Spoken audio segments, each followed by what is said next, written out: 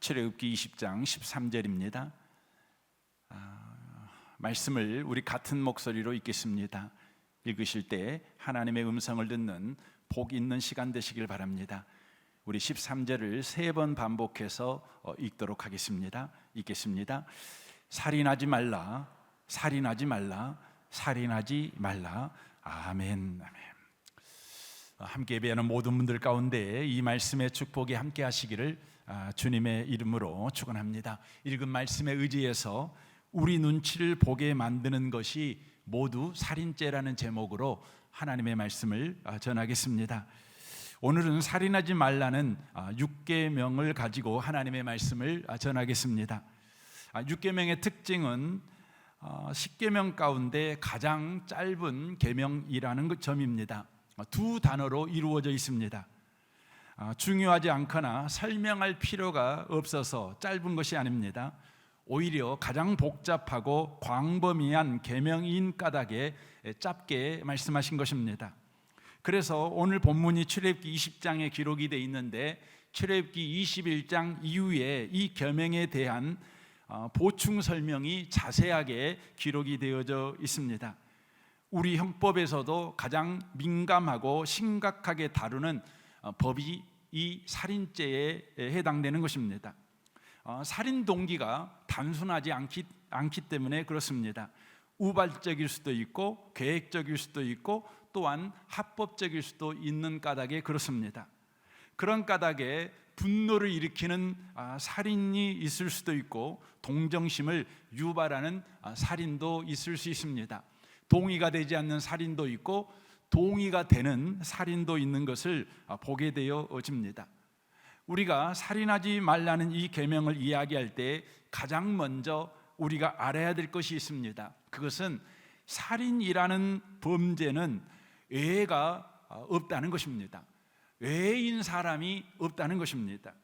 우리는 살인을 저지른 사람은 괴물 같은 사람들일 거라고 짐작합니다. 태어날 때부터 흉악범이었을 것이다 이렇게 생각합니다. 그러나 보통 사람도 어떤 상황에 처하면 얼마든지 살인자가 될 수 있다는 것을 저와 여러분이 알으셔야 합니다. 놀랍게도 성경에서 가장 유명한 인물들이 사실 살인자들이었습니다. 여러분 아시겠습니까? 여러분 모세가 살인자였습니다. 다윗이 살인자였습니다. 사도 요한도 살인자였습니다. 우발적이었든지 의도적이었든지 합법적이었든지 이 세 사람들은 사람을 죽였던 살인자들이었다고 하는 것입니다. 그렇다면 왜 사람이 사람을 죽이는 것일까요? 세상에서 살인은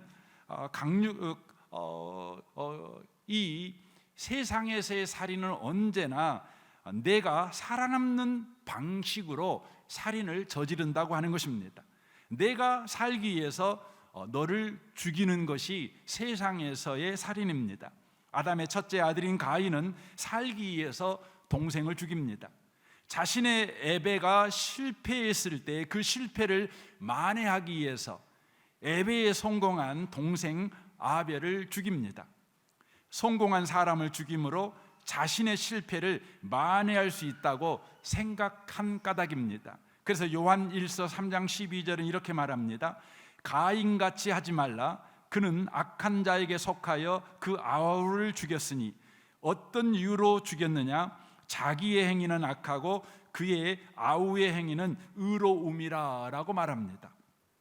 가인의 후예들은 언제나 세상을 살아가는 방식이 이 방법밖에 모릅니다. 자신만 살아남기 위해서 경쟁 관계에 있는 사람들을 넘어뜨리고 죽이는 것입니다. 그래서 야고보서 4장 1절은 이렇게 말씀합니다.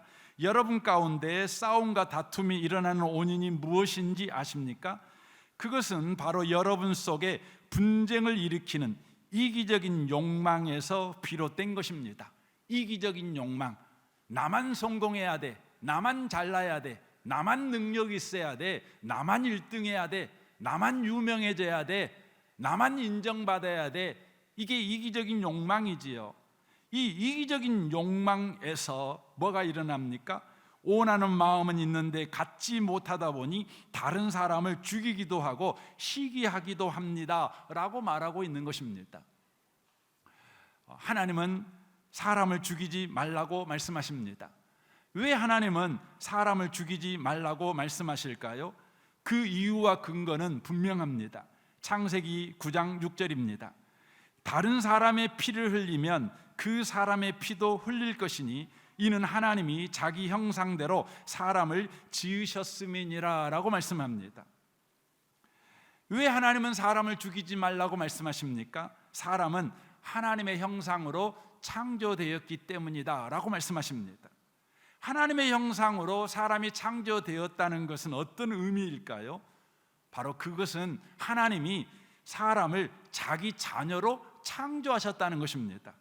더 나아가 자기 자녀로 돌보시고 있으며 자녀를 향한 아버지의 뜻과 의지를 가지고 사람을 사랑과 믿음과 소망으로 대하시고 계신다는 것입니다. 그러므로 사람이 가진 존재 가치와 의미와 복됨과 목적과 능력은 다 하나님 아버지에게서 나온 것입니다. 그런 까닭에 인간은 존귀하며 고귀하다는 것입니다. 그 사람이 상류사회의 생활을 누리고 있든지 인생 밑바닥에 살고 있든지 간에 그 사람은 하나님이 허락한 생명과 가치와 의미와 복과 목적을 가진 인생인 까닭에 고귀하고 이대한 자라는 것입니다. 하나님과 사람은 이런 긴밀한 관계 가운데 있는 까닭에 사람을 죽여서는 안 된다는 것입니다. 마태복음 6장 26절을 보십시오. 공중의 새를 보아라. 씨를 뿌리지 않고 거두지도 않고 곡간에 모아 들이지도 않으나 너희의 하늘아버지께서 그것들을 먹이신다. 너희는 새보다 귀하지 아니하냐. 하나님이 모든 동식물들을 창조하셨습니다. 하지만 그 동식물들은 여러분 흙으로 창조하셨고 말씀으로 창조하셨을 뿐이죠. 그러나 사람만은 하나님의 형상으로 창조했으므로 모든 동식물들과 구별되는 존귀함과 고귀함이 인간에게 있다는 것입니다. 27절입니다. 너희 가운데 누가 걱정을 해서 자기 수명을 한순간인들 누릴 수 있느냐? 어찌하여 너희는 옷 걱정을 하느냐? 들의 백합화가 어떻게 자라는가 살펴보아라. 수고도 하지 않고 길쌈도 하지 않는다. 그러나 내가 너희에게 말한다. 온갖 영화로 차려입은 솔로몬도 이 꽃 하나가 같이 잘 입지는 못하였다. 오늘 있다가 내일 아궁이에 들어갈 들풀도 하나님께서 이와 같이 입히시거든. 하물며 너희들을 입히시지 않겠느냐. 믿음이 적은 자들아. 그러므로 무엇을 먹을까, 무엇을 마실까, 무엇을 입을까 하고 걱정하지 말아라. 이 모든 것은 모두 이방 사람들이 구하는 것이요 너희 하늘아버지께서는 이 모든 것이 너희에게 필요하다는 것을 아신다라고 말씀합니다. 이 말씀을 통해 사람을 죽이지 말라는 6계명은 사람은 하나님과 뗄래야 뗄 수 없는 관계 속에 있는 사이이므로 살인은 하나님의 자녀를 죽이는 행위라는 것입니다. 살인은 하나님의 가족을 죽이는 행위라는 것입니다. 하나님의 가정 파괴 범이 바로 살인죄를 범하는 것입니다. 하나님을 상대로 죄를 지은 것입니다. 그러므로 살인자는 하나님이 다스리는 세상 천지 어디에서도 그를 보호해 줄 은신처가 없다. 이렇게 성경은 말씀하고 있는 것입니다. 이와 같이 살인하지 말라는 계명은 하나님과 사람 사이의 관계에서 나온 계명이라는 것을 우리가 놓치시면 안 됩니다. 옆에 사람 한번 보십시오. 여러분 옆에 있는 분은요 하나님과 친밀한 관계 가운데 있는 사람입니다.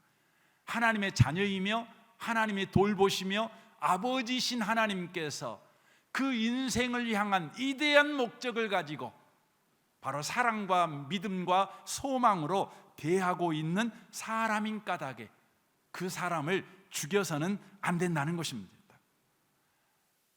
하나님은 우리와 이런 깊은 관계 가운데 있습니다.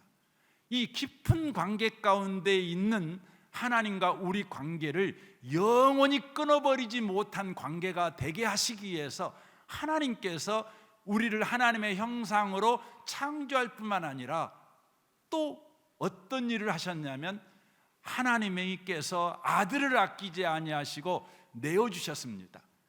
바로 우리를 하나님의 형상으로 창조하셨다는 그 하나님의 형상의 끈으로 우리를 묶으셨고 바로 예수의 십자가 사랑으로 우리를 다시 한번 묶어버렸습니다.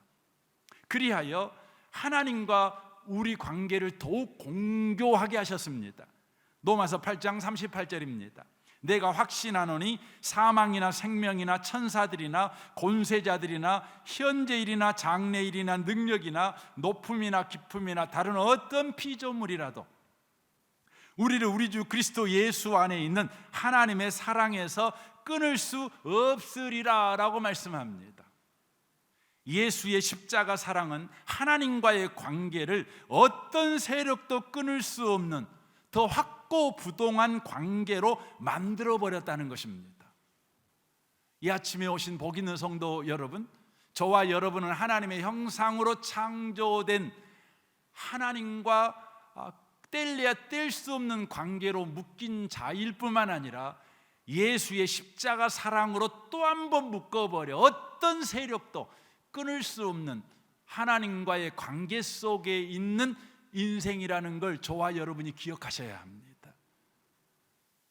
우리 하나님은 예수의 사랑으로 하나님과 관계를 다시 한번 묶어버리시고는 다른 사람과의 관계도 새로운 바로 관계를 맺도록 우리에게 사명을 부여하셨습니다.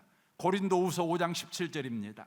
그런즉 누구든지 그리스도 안에 있으면 새로운 피조물이라 이전 것은 지나갔으니 보라 새 것이 되었도다.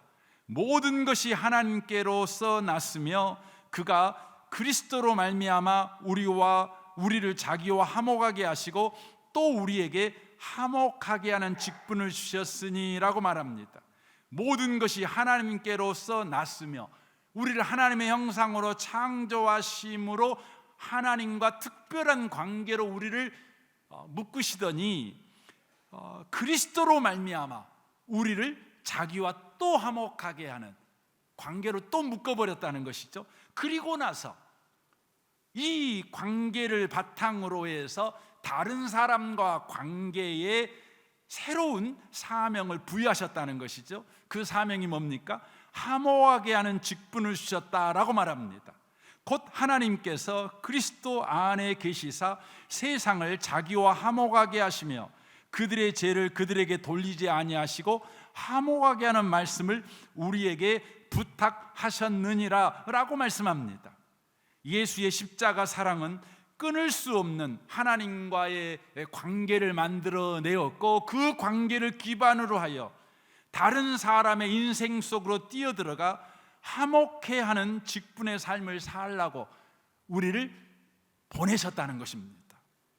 그리하여 살인하지 말라는 이 6계명이 이제는 예수 믿는 사람에게는 액계명이 되고 화목해하라는 새 계명으로 대처하게 되었다는 것이에요. 그래서 10계명의 이 6계명, 살인하지 말라는 이 계명은 예수 안에서 바로 새로운 계명으로 우리에게 읽혀지게 되는데 어떻게 읽혀집니까? 바로 화목해하라, 이 계명으로 읽혀지게 되었다는 거예요. 그래서 저는 이 아침에 오신 복 있는 분들이 이 6계명을 볼 때마다 살인하지 말라는 이 계명, 바로 부정적이며 소극적인 이 계명을 예수 안에서 화목해하라는 적극적이고 긍정적인 계명으로 보는 그런 시각이 열리는 축복이 있으시기를 바랍니다. 그렇다면 어떻게 바로 새 계명인 화목해하라는 직분을 우리가 감당할 수 있을까요? 마태복음 5장 21절에 주께서 이렇게 말씀합니다. 옛사람에게 말한 바 살인하지 말라, 누구든지 살인하면 심판을 받게 되리라 하였다는 것을 너희가 들었으나, 그러니까 옛사람, 그러니까 구약 성경의 사람들, 구약 계명을 받은 사람들에게 6계명은 살인하지 말라는 계명이라는 의미의 말이죠. 그런데 내가 너희에게 이제 이 계명을 한 단계 업그레이드된 새 계명을 너희에게 주겠다, 이렇게 말씀하는 것이죠. 나는 너희에게 이르노니 형제에게 노하는 자마다 심판을 받게 되고 형제를 대하여 나가라 하는 자는 공회에 잡혀가게 되고 미련한 놈이라 하는 자는 지옥불에 들어가게 되리라 라고 말씀합니다. 이 화목해하는 직분을 감당하게 하기 위해서는 세 가지를 주의해야 된다, 이렇게 말씀하셔요. 그러니까 화목해하는 직분이라는 새로운 계명을 수행하려면 이 세 가지의 살인죄를 범하면 안 된다, 이렇게 지금 예수께서 말씀하시고 있는 것이죠. 여기에 보시면 22절에 형제에게 노하는 자마다, 분노는 살인죄다, 이렇게 지금 말씀하고 있는 것이죠. 더 나아가 형제에 대하여 나가라 하는 자들은 공회에 잡혀가게 되고 라고 돼 있어요. 이 나가라 하는 자, 말하는 자라는 거 아닙니까? 나가라는 말을 하는 자는 살인죄를 범하는 것이다, 이렇게 말하고 있는 것입니다. 여러분, 나가라는 이 말은 우리나라 말이 아닙니다. 우리도 너 집 나가, 너 여기서 나가, 이렇게 말을 하잖아요. 그래서 우리나라 말인 줄 압니다. 이 나가라는 말은 아람어입니다. 아랍어가 아니라 아람어입니다. 아람어, 지금의 시리아 말이라는 말입니다. 이 나가라는 이 아람어는 머리가 빈 녀석, 가치 없는 자라는 의미의 말입니다. 이것을 의역하면 이렇게 말하는 것과 똑같죠. 너 같은 놈은 이 세상에 필요 없는 놈이야, 나가 죽어버려, 이렇게 말하는 말이 바로 나가라는 말입니다. 이건 언어폭력이죠. 그러니까 예수께서는 언어폭력이 살인죄가 된다, 지금 이렇게 말씀하고 있다고 하는 것이죠. 예수님께서는 언어폭력뿐만 아니라 분노, 불편한 관계까지 다 살인이라는 6계명을 어기는 것에 포함된 것이다 라고 말하고 있다고 하는 것입니다. 한번 우리를 좀 돌아보셨으면 좋겠어요. 우리는 살인하지 말라는 옛 계명에서 화목하라는 새 계명을 받은 자의 삶을 살아내야 되는 겁니다. 새 계명을 지키기 위해서는 저와 여러분이 우리의 삶을 돌아봐야 됩니다. 우리의 삶에 언어폭력, 분노, 불편한 관계를 만드는 삶의 태도가 있지는 않는가 살펴봐야 합니다. 그것은 바로 6계명 살인죄를 범하는 행위이기 때문에 그렇습니다. 예수님이 말씀하는 측면에서 우리를 되돌아보면 우리는 매일 살인죄를 저지르고 있는 사람입니다. 그러므로 살인하지 말라는 옛 계명에서 이제 화목해하라는 새 계명을 지키려면 가장 급하고 중요하게 해결해야 될 문제는 다른 사람과 사이에서 틈이 생기게 만드는 바로 언어폭력, 또 분노, 감정폭력이죠. 또 불편한 관계가 발생하는 것을 우리는 해결해야 된다고 하는 것입니다. 여러분, 사람 사이에 틈이 생기는 것, 여러분 이게 뭘까요? 이게 죄입니다. 그래서 죄는 서로 등지는 것이죠. 여러분, 한문으로 죄자를 보시면 한문이 상형문자 아닙니까? 그래서 죄자를 이렇게 보시면 두 사람이 서로 등지고 있는 거예요. 두 사람이 서로 등지고 있는 것이 죄인 것을 보게 되죠. 서로를 애면하는 것이죠. 서로에게 무관심하는 것이죠. 이것은 6계명을 어기는 사람을 죽이는 죄에 해당된다고 하는 것이죠. 여러분, 죄의 싹은 사망입니다. 언어폭력을 가지고 또 분노함으로 불편한 관계를 가짐으로 말미암아 다른 사람을 죽이는 건 죄를 짓는 것인데 죄의 싹은 사망 아닙니까? 결국은 나도 죽게 된다는 것이죠. 우리는 신앙생활에서 늘 높은 차원의 신앙생활을 하기를 원합니다. 그래서 우리는 늘 어느 부분에 관심을 가지냐면 내가 오늘 성경 묵상은 했는가? 내가 오늘 기도 생활은 게을리하지 않았는가? 내가 헌금과 교회 봉사는 최선을 다했는가? 이 부분에 대하여 우리는 살펴보고 그렇지 않는다면 우리는 문제의식을 갖습니다. 그러나 예수님께서 말씀하신 살인하지 말라를 어기는 문제, 곧 언어폭력이나 분노나 불편한 관계를 매일 범하고 있지만 우리는 크게 신경을 쓰지 않습니다. 왜 그렇게 크게 신경을 쓰지 않을까요? 그 이유는 우리가 요구하는 신앙과 성경이 요구하는 신앙이 다르기 때문에 그렇습니다. 기도 생활이나 성경 묵상이나 또 헌금 생활이나 교회 봉사하는 것은 우리가 요구하는 신앙을 만들어낼 수 있다, 이 생각을 우리가 갖지만 그래서 그것에 크게 관심을 갖습니다. 하지만 성경은 우리에게 새로운 신앙의 요구를 합니다. 여러분, 성경이 요구하는 신앙은 뭘까요? 에베소 4장 13절을 보겠습니다. 우리가 다 하나님의 아들을 믿는 것과 아는 일에 하나가 되어 온전한 사람을 이루어 그리스도의 장성한 분량이 충만한 데까지 이르리니 이는 우리가 이제부터 어린아이가 되지 아니하며 사람의 속임수와 간사한 유혹에 빠져 온갖 교훈의 풍제에 밀려 요동하지 않게 하려 함이라. 오직 사랑 안에서 참된 것을 하여 범사에 그에게까지 자랄지라. 그는 머리니 곧 그리스도라라고 말합니다. 성경이 요구하는 신앙은 삶을 대하는 태도와 방향과 목적이 예수 그리스도까지 자라나는 것이라는 것입니다. 그러나 우리는 여전히 우리가 요구하는 신앙생활을 합니다. 여러분, 우리가 요구하는 신앙생활은 뭐죠? 자기를 증명하는 것입니다. 자기를 증명하는 것. 내가 얼마나 믿음이 좋은지, 내가 얼마나 능력이 많은지, 내가 또한 얼마나 겸손한 사람인지, 내가 얼마나 뛰어난 사람인지, 내가 얼마나 공명정대한 사람인지, 유능한 사람인지를 입증하는 것이 우리가 생각하는 신앙입니다. 그래서 우리는 자기의 옳음과 정답을 늘 말함으로 자기를 증명하려고 애를 쓰는 것이죠. 그러나 신앙생활은 자기의 옳음과 정답을 말하는 것이 아닙니다. 예수만 옳고 정답이라고 믿는 것입니다. 신앙생활은 자기를 입증하는 것이 아닙니다. 예수를 입증하는 것입니다. 자기를 주장하는 것이 아닙니다. 예수만 주장하는 것입니다. 여러분, 예수만 주장한다는 말이 무슨 의미입니까?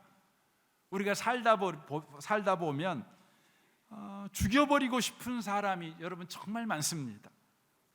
그럼에도 불구하고 예수님의 믿음으로 그 사람에게 이렇게 말하는 것입니다. 하나님이 너를 보배롭고 존귀하게 만들었고 예수님을 보내셔서 그 놀라운 은혜를 베풀어 영광스러운 구원을 너에게 허락했어.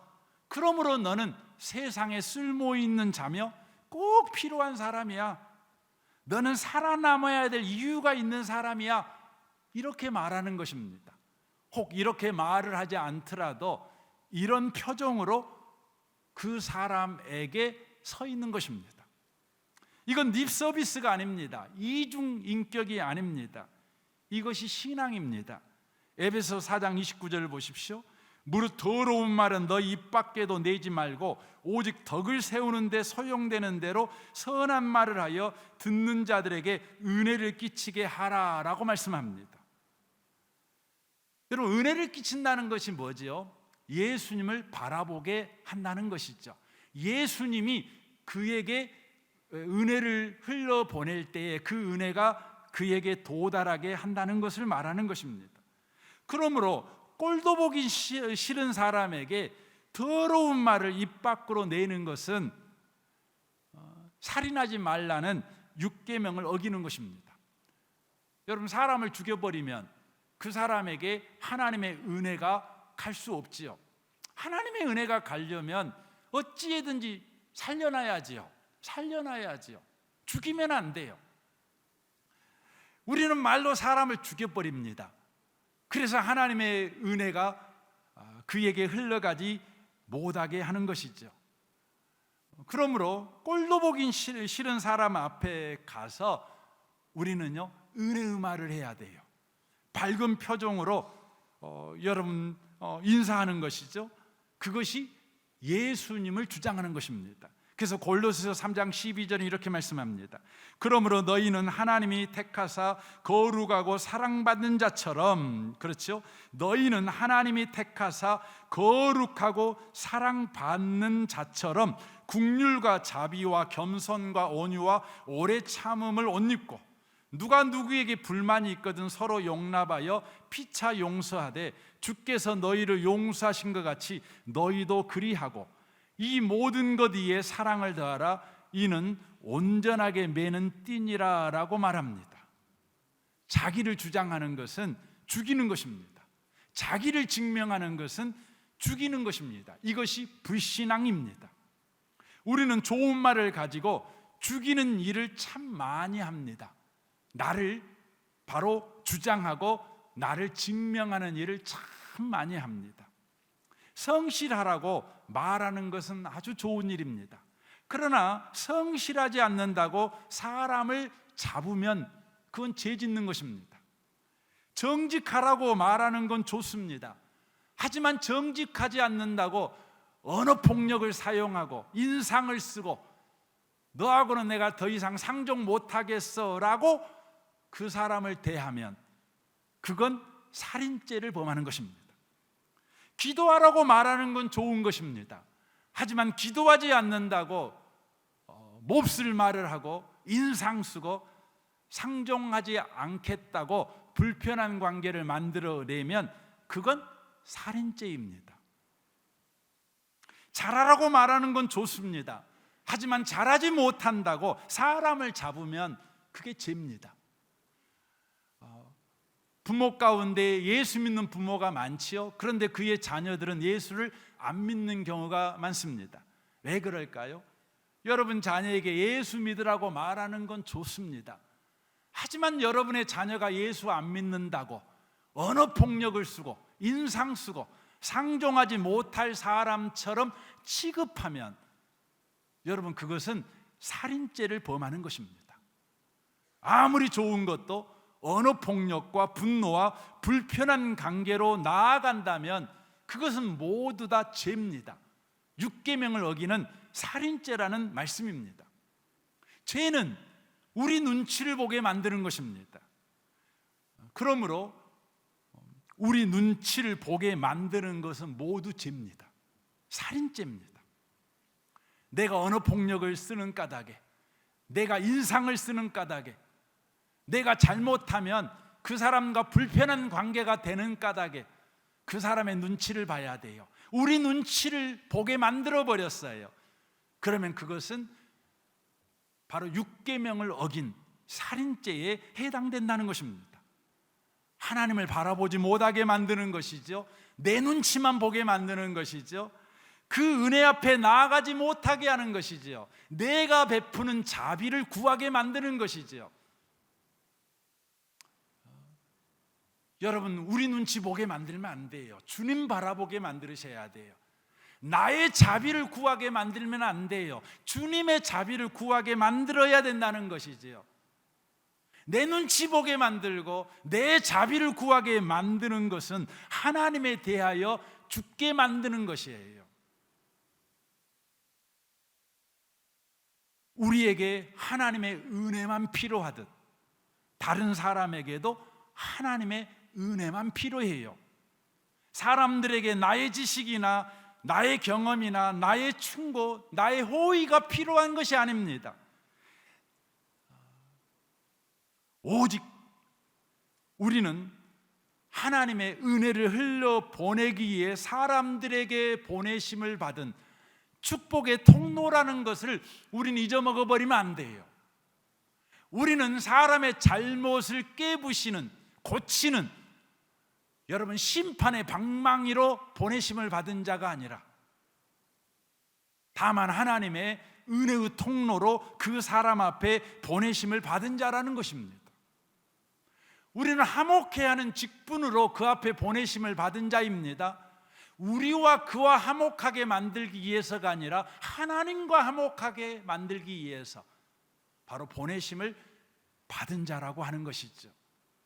하나님의 화목해 하는 은혜를 그에게 베푸시기 전에 우리가 그를 죽여버리면 안 된다는 거예요.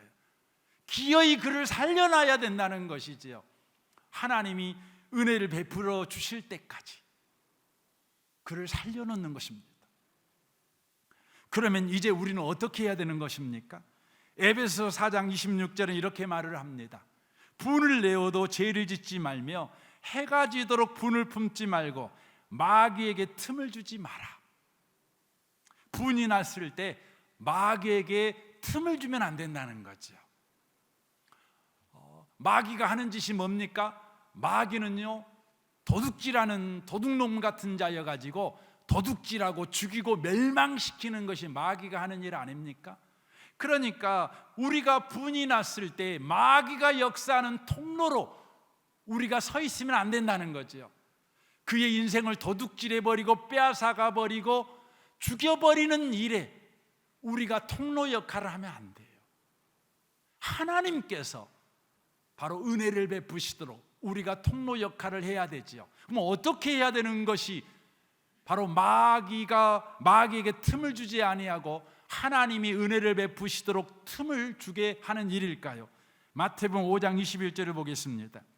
옛사람에게 말한 바 살인하지 말라, 누구든지 살인하면 심판을 받게 되리라 하였다는 것을 너희가 들었으나 나는 너희에게 이르노니 형제에게 노하는 자마다 심판을 받게 되고 형제를 대하여 나가라 하는 자는 공회에 잡혀가게 되고 미련한 놈이라 하는 자는 지옥불에 들어가게 되리라.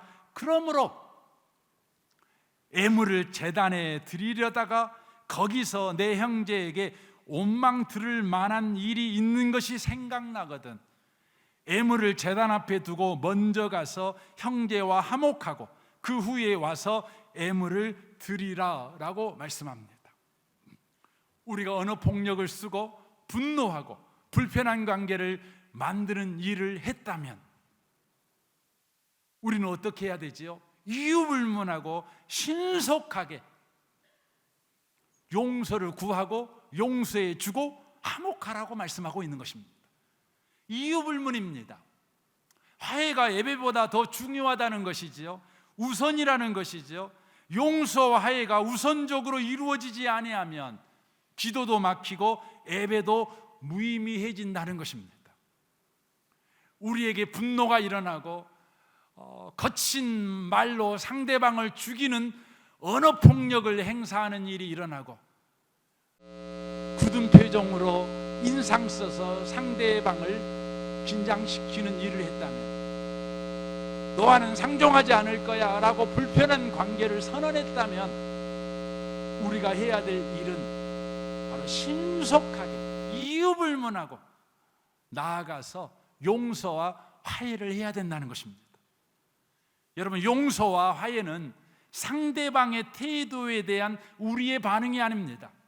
상대가 용서해 줄 만한 태도를 가졌고 상대와 화해할 만한 그런 태도의 변화가 그에게 일어난 것에 대한 우리의 반응이 용서와 화해가 아닙니다. 용서와 화해는 하나님의 주권과 섭리를 믿는 믿음의 표현입니다. 창세기 50장을 보십시오. 창세기 50장에 보면 아버지 야곱이 죽었습니다. 요셉을 팔아버렸던 형들이 두려움에 떨게 됩니다. 그래서 그들은 요셉에게 나아가서 아버지 유언을 빙자해서 이렇게 이야기를 합니다. 16절입니다. 요셉에게 말을 전하여 이르되 당신의 아버지가 돌아가시기 전에 명령하여 이르시기를 전에는 이같이 요셉에게 이르라, 너희는 이같이 요셉에게 이르라, 내 형들이 내게 악을 행하였을지라도 이제 바라건대 그들의 허물과 죄를 용서하라 하셨나니 당신의 아버지의 하나님의 종들인 우리 죄를 이제 용서하소서 하며 요셉이 그들이 그에게 하는 말을 들을 때 울었더라. 그의 형들이 또 친히 와서 요셉의 앞에 엎드려 이르되 우리는 당신들의 종들이니이다 라고 말합니다. 아버지의 유언을 빙자해서 용서해 달라고 비는 것이죠. 그리고 뭐라고 말합니까? 나는 이제 당신의 노예가 되겠습니다 라고 말합니다. 이때 요셉이 그들에게 뭐라고 말합니까? 19절부터 보십시오. 요셉이 그들에게 이르되 두려워하지 마소서, 두려워하지 마소서. 내가 하나님을 대신하리이까. 당신들은 나를 해하려 하였으나 하나님은 그것을 선으로 바꾸사 오늘과 같이 많은 백성의 생명을 구원하게 하시려 하셨나니 당신들은 두려워하지 마소서. 내가 당신들과 당신들의 자녀를 기르리이다 하고 그들을 간곡한 말로 위로하였더라라고 기록되어 있습니다. 요셉이 형들을 용서했던 것은 형들의 태도 변화, 형들이 굽실거리고 이제 당신의 노예가 되겠습니다 라고 말을 할 때 요셉이 형들을 용서한 것이 아닙니다. 요셉이 형들을 용서한 것은 하나님의 주권과 하나님의 섭리를 믿은 믿음의 표현으로 그들을 용서한 것입니다. 용서에는, 믿는 자들의 용서에는 믿음이 바로 있는 것입니다. 상대의 태도 변화, 또 내 마음이 용서할 마음이 되어가다가 용서하는 것이 아닙니다. 용서는 믿음의 문제예요. 하나님을 믿냐 못 믿냐의 문제예요. 하나님의 주권과 섭리를 믿냐 안 믿냐의 문제라는 것이죠. 이 아침에 오신 복 있는 성도 여러분, 하나님이 우리를 하나님의 형상으로 창조하여 뗄래야 뗄 수 없는 관계로 묶어버리시고, 더 나아가 어떤 세력도 어떤 인생의 문제도 우리 인생을 바로 파괴하지 못하고 실패치 못하도록 예수님의 사랑으로 우리를 또 한 번 묶어버렸어요. 우리는 이 관계에 의해서 우리 인생을 살고 있는 사람들입니다. 그러므로 여러분 주변에 꼴도 보기 싫은 사람이 있을 것이고, 여러분의 인생에 위해를 가하는 사람도 있을 것이고, 여러분의 명예를 실추시키고 여러분을 괴롭힌 사람이 있을지라도 예수의 십자가 사랑으로 묶어버린 여러분의 인생을 파괴하지 못합니다. 여러분의 인생을 저주로 끌고 가지 못합니다. 우리는 하나님과 그런 관계 속에 묶여 있습니다. 우리는 이걸 믿습니다. 이 믿음 때문에 우리는 다른 사람에게 신속하게 나아가서 용서하고 화해를 해야 되는 것입니다. 이것이 육계명인 살인을 하지 말라, 사람을 죽이지 마라, 하나님의 은혜가 그에게 임할 때까지 하나님의 은혜가 그를 향하여 흘러가고 있다. 그러므로 하나님의 은혜가 그의 인생에 흘러가도록 그를 살려둬라. 그를 죽이면 안 돼. 하나님의 은혜가 그의 인생에 도달하기 전에 그를 죽이면 안 돼. 십자가의 은혜가 그 인생을 회복할 때까지 살려놔야 돼. 이렇게 주님이 말씀하고 있는 것입니다. 이 아침에 오신 복 있는 성도 여러분, 살인하지 말라는 이 계명을 통해서 다시 한번 하나님의 은혜에 붙잡힌 여러분의 인생을 확인하시고, 이제 여러분 주변 사람들에게 화목해 하는 직분으로 나아가고 축복의 통로로만 서 있는 복 있는 인생을 살아내는 모든 분들이 다 되시기를 주님의 이름으로 축원합니다. 아멘. 우리 같이 이 시간 기도하기를 원합니다.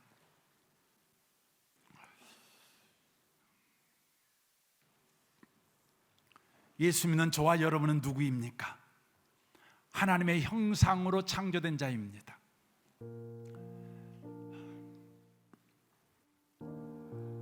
하나님이 우리를 묶으셨습니다. 이제 예수의 십자가 사랑으로 또 묶어버렸습니다. 어떤 것도 우리 인생을 파괴할 수 없습니다. 어떤 세력도 우리 인생을 비참하게 만들 수 없습니다. 예수의 십자가의 사랑이 우리를 승리케 만들 것입니다. 영광에서 영광에 이르는 삶이 되고야 말 것입니다. 우리는 이런 인생을 살고 있습니다. 그러므로 우리는 우리 주변 사람에게 기꺼이 나아가 화목해하는 직분을 감당해야 되겠습니다. 우리를 무시하는 사람이 많습니다. 꼴도 보기 싫은 사람이 많습니다. 우리 마음에 늘 칼질을 하는, 우리를 마음에 상처를 주는 사람이 참 많습니다. 그러나 주변 사람이 우리를 어떻게 할 수 없습니다. 그러므로 우리는 화목해하는 직분을 감당해야 되겠습니다. 언어 폭력을 멈춰야 되겠습니다. 인상 쓰는 걸 멈춰야 되겠습니다. 너와는 다시는 만나지 않을 거야. 너와 이제 교제 끝.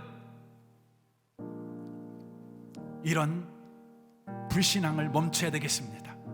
육계명을 어기는 삶을 멈춰야 되겠습니다. 용서와 화해의 삶을 살아내야 되겠습니다. 주여, 이 아침에 우리에게 다시 한번 십자가의 은혜를 부으셔서 십자가의 은혜 속에 있는 우리 인생을 다시 한번 확인해서 용서와 화해를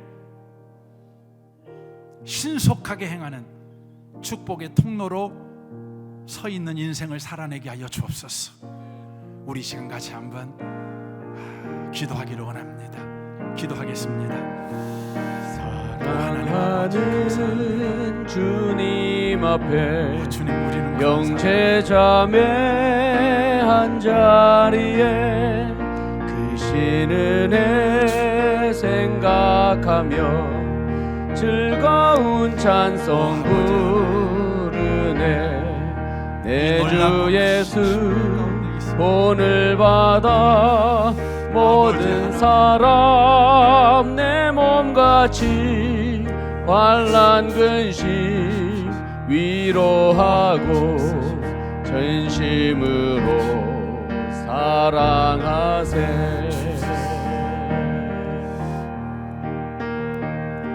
사랑하는 주님 예수 같은 주로 섬기나니 한 피바다 한 몸 이룬 형제여 친구들이여, 이 찬양 우리 같이 한번 원합니다.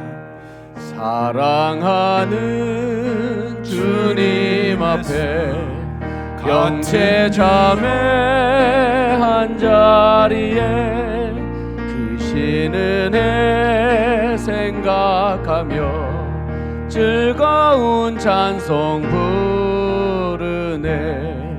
내 주 예수 본을 받아 모든 사람 내 몸같이 환난 근심 위로하고 진심으로 사랑하세. 사랑하는 주님 앞에 사랑하는 주님 앞에 온갖 충성 다 바쳐서 괴로우나